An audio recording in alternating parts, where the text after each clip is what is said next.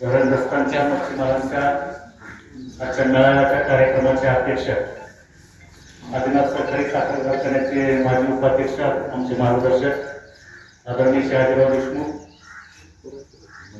आपल्या भागाचे लोकप्रतिनिधी आदरणीय सुभाषबाबा गुळवे, आदिनाथ साखर कारखान्याचे विद्यमान उपाध्यक्ष महेंद्रजी पाटील, शिवाजीराव नांदखेडे शेतकरी संघटनेचे ज्येष्ठ नेते, आदिनाथचे माजी संचालक राजाभाऊ दांडे, सुहासजी गलांडे सर, आदिनाथचे विद्यमान संचालक संतोष पाटील, तसेच कोण मान्यवर आणि मेळाव्याचे संयोजक नीलकंठ शिंदे, आपल्या रघुरामदादा पाटील यांच्या जिल्ह्याचे अध्यक्ष आणि शिवाजी मनोरे, शिवाजीराव नांदखेडे सर त्याचं घेतलं ना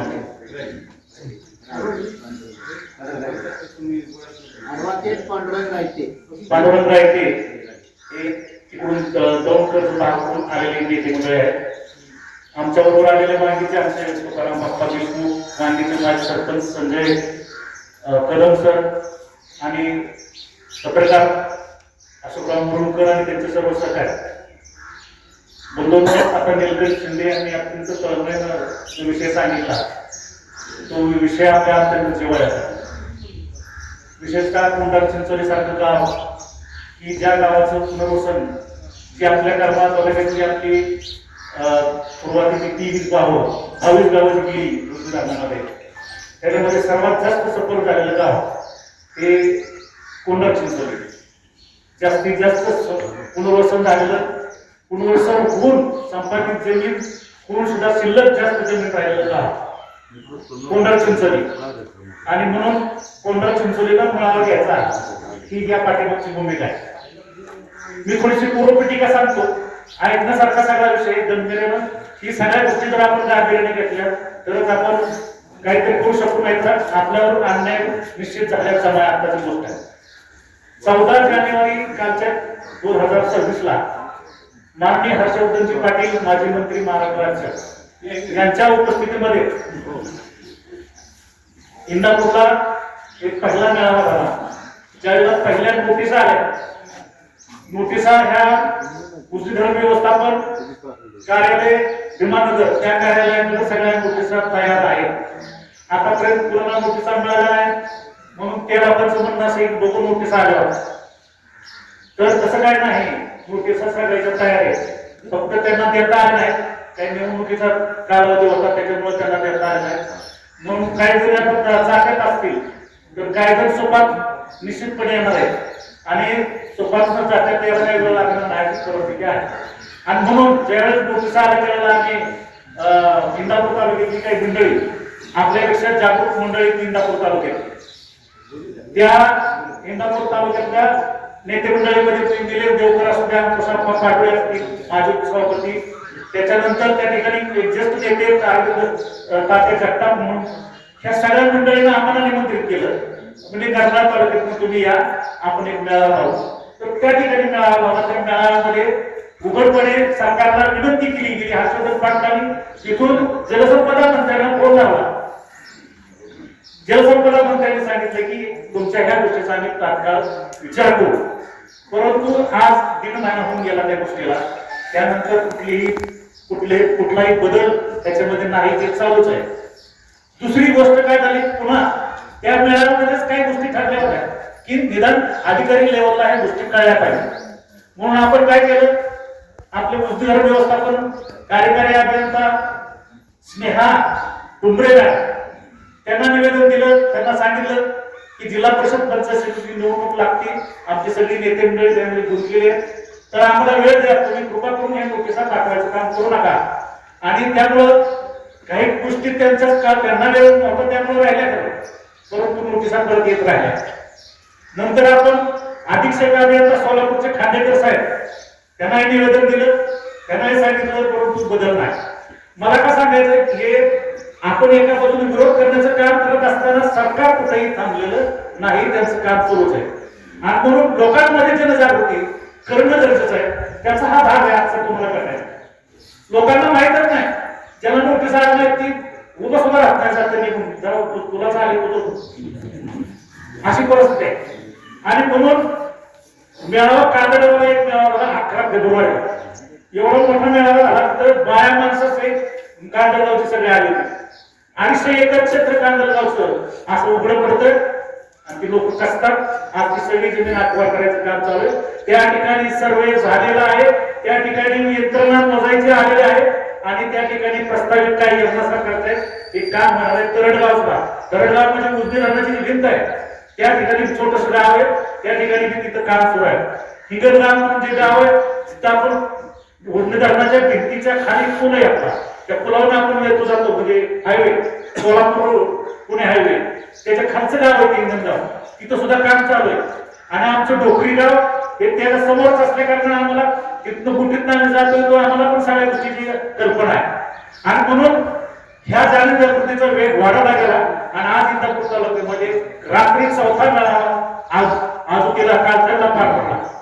आता त्यांचं म्हणणं आलं की इंदापूर तालुक्यात तुम्ही आमच्या तालुक्यात येता ही गोष्ट करेल पण तुमच्या तालुक्यात सुद्धा तुमच्या लोकांना तुम्ही मेळावे घेतले पाहिजे. आणि म्हणून आम्हाला सुभाष साहेबाला आम्ही त्या दिवशी बोललो. नंतर निलकंठ शिंदे यांनी याच्यामध्ये पुढाकार घेतला की आमच्या गावातच घेऊया म्हणले. आमचं गाव जास्तीत जास्त सपोर्ट झालेला आहे आणि म्हणून इथं मेळावा घ्यायचा. आता बघून आहेत की 10 काय सांगितलं त्यांनी. तिथं तुम्हाला एक 2-3 लाईन दिसतात पाठीमागच्या बाजूला वरच्या. एक पहिली लाईन शासन निर्णय 17 जून 2019 व शासन निर्णय 8 ऑक्टोबर 2025 हे आपल्याला नेस्तनाबूत करणारा निर्णय आहे. काय करणार ह्याच्या निर्णयामध्ये आपली जन्मती झाली ती पाण्यात पुरली नाही का आपला दोष आहे का. तुम्ही सरकारने चुकीचा सर्वे केला ती जमीन उभी राहिली. बरं ती जमीन आमची आम्ही कसतोय आणि आम्ही काय कसतोय म्हणजे सोनं नाही करीत. आमच्या जनावराला चारा पर्यंत करतो आम्ही त्याच्यावर जनावर उजवळ करतात. दुधाची जनावर आम्ही उजवळ करतो आमची उदरनिर्वाह करतो. ह्यांच्या पोटात दुखतंय. दुसरी गोष्ट आता तर पुन्हा असं म्हणायला लागलं की ठीक आहे ही तर एक बाब झाली. दुसरी गोष्ट अशी की पाणी खाली जातात उन्हाळ्यामध्ये आणि पाणी खाली गेल्यानंतर काही रान कोरडं पडलेलं असतं तिथं पण आपण महिन्या 2 महिन्यासाठी काहीतरी करतो. ते पण करू नका. काही लोकांनी जमीन काढली 3रा भाग. काही लोकांनी जमीन भरली. उन्हाळ्यात पाणी खाली जातंय 2-3 किलोमीटर. ते पाणी वर बसताना आमचं काय हाल होतात ते आम्हाला माहिती आहे. केबला लागतात पाईप लागतो त्याच्यावर भागत नाही म्हणून आम्ही चारा घेतला किंवा जॅकवेल घेतला. तर त्या जॅकवेल घेताना ती 2-3, 4 किलोमीटरची जॅकवेल आहे. त्याचं निघालेलं मटेरियल कुठं टाकायचं आम्ही. त्याचं निघालेलं मटेरियल पाण्याच्या कडेला टाकलं आणि त्याच्यावर कुठं करतो असं काय तर काय जमीन माती टाकून जर काय कडवळ केलं ती तर पण तुम्ही काय करायचं नाही. ह्या ज्याचा अर्थ सांगतो तुम्हाला. एक भाग झाला. मग काय करणार की सरकार जमीन ताब्यात देणार का तर आमची आहे बरोबर आहे. सरकार तुमची तिथं उजनी वसाहत म्हणून शहर आहे. उजनी वसाहत म्हणून शहर आहे. आमचं नसेल. अरे पण बाबांनो तुम्ही मुंबई पुण्याला तुम्ही आखी गावाच्या गाव वसवली. आता अतिक्रमण झालं. हजारो लोकांनी अतिक्रमण केलं. धारावीला जावं झोपडपट्टीचा भाग आहे सगळा. सरकार तिथं काय करतंय जे अतिक्रमण झालंय त्याला काय करतंय काय करून त्यांना मतदार यादीत घेतोय आणि त्यांच्याकडनं पुन्हा आपला भाग करून घेतोय. सांगायचं काय मला की अन्य ठिकाणी म्हणजे मोठ्या शहरांमध्ये पुणे मुंबई औरंगाबाद छत्रपती संभाजीनगर नाशिक अशा ठिकाणी एक वेगळा न्याय आहे. तिथं जर कुणी लोक राहत असतील तर अनधिकृत कुणी राहत असतील तर त्यांना मात्र कायम करायचं. आणि तर ज्यांनी त्याग केला आपल्या जमीन दिला आपली गावं दिली आमच्या 4 पिढ्या परागंदा झाल्या 4 पिढ्या. अशा प्रमाणे माझ्या आजोबाची जमीन दिली. माझे वडील 92 वर्षाचे ते त्यावेळेला आधी तर मी नुकताच 8-9 वर्षाचा होतो. आज आमची 4थी पिढी ह्याच्यात कसं होती म्हणजे माझं उदाहरण त्यासाठी तिथं बसलेलं सगळ्यांचं तेच आहे हो की 30 असं तुम्ही सुद्धा लहान लहान आजचं गाव धरत झालं त्यावेळेस 8-9 वर्षाचे असताना आम्हाला बघायला मिळाले की लहान आपल्याच्या बघायला मिळालं. आमच्या श्रद्धा जिथं आम्ही खेळलो भागलो जिथं एक भारतीय सरकार मंदिर होतं ह्या सगळ्या गोष्टी नेस्तनाबूत झाल्या आणि आम्ही परागंदा आम्हाला कुठे केलं पंढरपूर तालुक्यात मोहोळ तालुक्यात दक्षिण सोलापूर तालुक्यात मंगळवेढा तालुक्यात माढा तालुक्यात जावा तिकडं आणि जमीन काय आमची तर 400-500 रुपये एकराने घेतली आणि तिथं 100 एकर गेली असते तर तिकडे दिली तुम्हाला 4 एकर 5 एकर. आमचे लोक आराम होते त्या काळामध्ये, भाव विसर केलेलं नव्हतं. 100 एकर जमीन लोकांच्या नावावर होत्या, तसाच्या तसा सरकारने घेतल्या.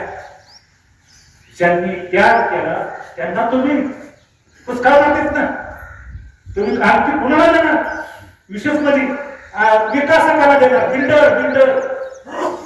ही आता जी आपण बसतोय, जी जमीन उघडी राहिली जिथं तुमचं पीक आहे काय, ती सरकार काढून घेऊन गेला, कंपाऊंड टाकून तिथं एखाद्या खासगी बिल्डरला देणार. आणि तो खासगी बिल्डर त्या ठिकाणी काय टाकायचं त्याचं निर्देशन त्यांनी सांगितलं की ह्या पद्धतीने त्या ठिकाणी विकास करणार आहे. त्यांना देण्यापेक्षा ही जमीन आम्हाला द्या. आपली मागणी काय? जाणून जागृती मिळावी मागणी अशी की जर तुम्हाला या जमिनी सरकारच्या ताब्यात आहेत, ह्या जमिनी द्यायच्या असेल तर आम्हाला द्या. आम्हाला व्यवसाय बनवा, आम्हाला उद्योजक बनवा. अरे आमची जमीन आहे ती, आमच्या आजोबाची पंजोबाची जमीन आहे, ते आम्हाला द्या. आम्ही उद्योगपती होऊ, उद्या घ्या आम्हाला उद्योगपती. आम्ही तर करू, आज तुम्ही आम्हाला द्या, कर्ज द्या, काय द्यायचं ते द्या, त्याच्यावर तुम्हाला पाहिजे द्या, आम्ही करू. नाहीतर आता जी पीक आहे ती तुमच्यासाठीच आहे ना. ऊसाचं पीक असेल, केळीचं पीक असेल, कडवा असेल, काय असेल, ते आम्हाला आमच्या पुरतं आहे का? बाजारपेठेत नेऊन 130-4 माणसं खात्यातच ना तिथं. म्हणजे सांगायचा उद्देश असा की अतिशय भयानक या बाबतीमध्ये सरकारचं धोरण आहे. आणि म्हणून जाग व्हायची वेळ आहे. रस्त्यावर उतरल्याशिवाय ही जाग होत नाही. जागे पाटील व्हायला लागणार आपल्या सगळ्यांना, एवढं ध्यान घ्या. तुम्हाला ताकदीशिवाय हलत नाही, काय गदा हलत पाहिजे. आणि म्हणून खास करून जलसंपदा मंत्र्याचा इंटरेस्ट जास्त आहे याच्यामध्ये. जलसंपदा मंत्र्याचा इंटरेस्ट या मॅटरमध्ये जास्त आहे की त्यांना काय करायचंय या ठिकाणी खास करून पहिला उद्योग हा प्रयोग करायचा आणि मग बाकीचा. आणि मग जागी निळवंडेला गेलं बघतील कंपनी कसं करायचं. ज्या निळवंडे धरणाचं वैशिष्ट्य आहे की भाऊसाहेब थोरात म्हणजे आपल्या सध्याचे जे थोरात आहेत बाळासाहेब थोरातांचे वडील, त्या एकट्या माणसाने त्या काळामध्ये लोकजागृती करून प्रचंड लोक जमवले आणि सरकारला सांगितलं धरण बांधा, आमचं काय म्हणणं नाही, पण आधी पुनर्वसन करा. आधी पुनर्वसन करायला मग धरण बांधलं. हे महाराष्ट्रातलं पहिलं उदाहरण निळवंडे धरण. तिथं करा की बोट कसं काय होतंय. ही तर उद्योग जगा त्याचा उद्योग. काय झालं? आणि एक तर आम्ही दर उन्हाळ्यात करतोय केरळाला पायपावर पाणी खाली, चला मी बोलला आंदोलनाला आमचं झालं, चला तिकडे टिंबुर्णीला आंदोलनाला, चला निवेदन द्या करण्याला. अरे बरोबर काय संघर्ष सांगून करायचं नाही. मग आमच्या सरकारला आता 7 वर्ष झाली.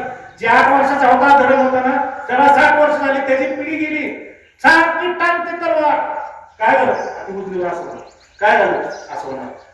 पाणी पाण्याचा प्रश्न द्यायला त्याला बोलायचं काय कारण आहे. नेमका विषय फक्त टू द पॉइंट एवढाच विषय, जास्त बोलत नाही मी. पण मी एकच विनंती करतो, हात विनंती करतो की कृपा करून की माझं काय द्या असं म्हणू नका. शेजाऱ्याचं जर असेल तुमचं नसेल जात, तुम्ही तिथनं जात येत असाल तिथं तिथं बंद होणार आहे.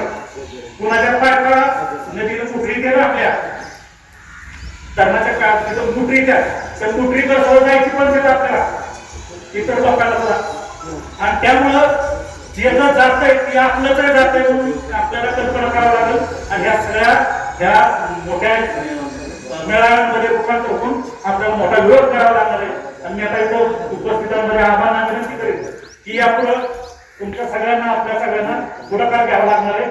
आणि जी आपण सगळी लोकप्रतिनिधी तुमच्यासारखे ॲडव्होकेट अजित विघ्ने असतील, नागनाथ लकडे असतील, पंचायत समितीचे माजी सदस्य दादा मोरे असतील, ह्या सगळ्यांनाच डॉक्टर तुम्हाला माझी नम्र विनंती, सरपंच माजी सरपंच साळुंखे, तिसराव ही लय गंभीर बाब आहे.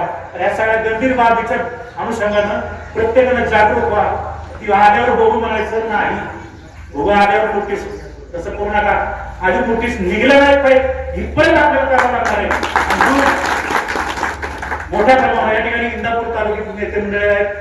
इंदापूरच्या उद्मीधरण संघटनेचे अध्यक्ष अरविंद तात्या जगताप, या चळवळीचे प्रमुख नितीन देवकर आणि त्यांचे सर्व सहकारी या ठिकाणी त्यांचं आपण स्वागत करूया. आणि मी विनंती करतो या ठिकाणी आभार सुभाष साहेबांना विनंती करतो.